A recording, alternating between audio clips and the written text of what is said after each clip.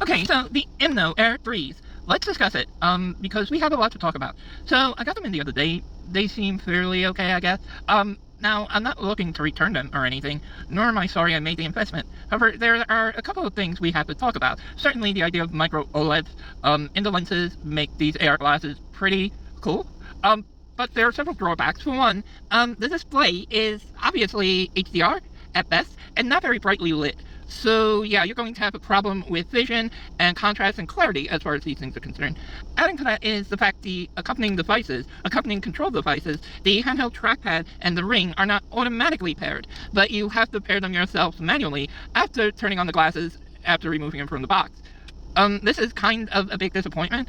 Added to the fact the low contrast, low visibility will give you problems when entering things such as your Wi-Fi password. I mean, without clarity, you're not going to be able to really see the default provided keyboard, which is a problem. So in addition to what they give you with the glasses, you're going to have a separate Bluetooth keyboard to, enter your personal passwords, your, at least initially, and that's a problem in and of itself, because not everyone has an extra Bluetooth keyboard hanging around. They can just hook up to it, and that's the thing. So yeah, you're probably going to need that, because with the low resolution, entering normal characters and passwords, such as an exclamation point, a hashtag /#, is going to be extremely difficult, because those symbols won't be as visible on the default keyboard, the default on-screen keyboard, even if you do have better than average vision.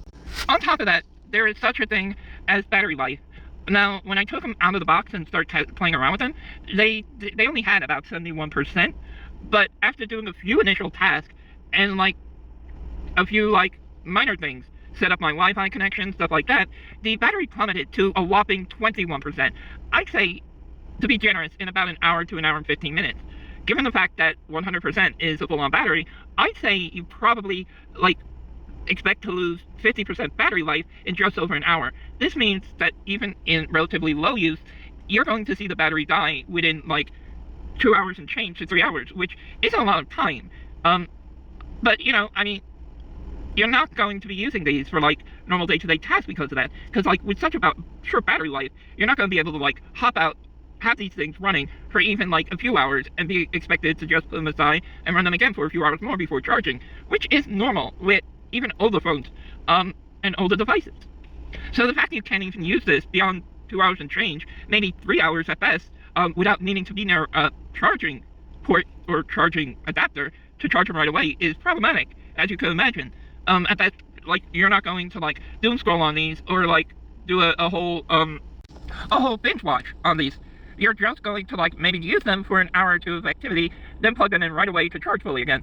And that's not really that great to begin with, especially if you're getting home or just relaxing and gaming a bit.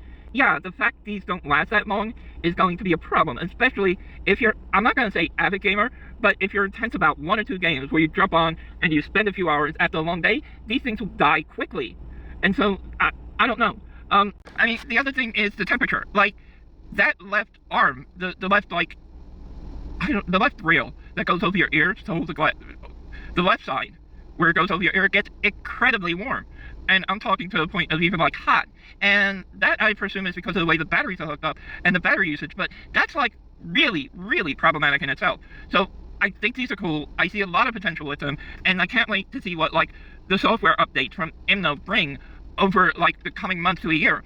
But honestly, from the onset, they're kind of disappointing, and they have a lot of drawbacks. Again, AR glasses are on the fringe now. These are all the craze, and they're just at the beginning stages.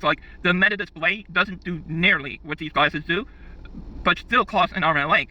So it's did I expect to put into this early on and then it would not be super fantastic like they were promising? Sure, but I think the drawbacks are more than enough and more than problematic to make these glasses not worth it for the common user. I'm not saying they won't have their niche markets, just not everyone. Alright, then I guess that's about it. You're all loved, valued, and appreciated, and I will see you on the flip side.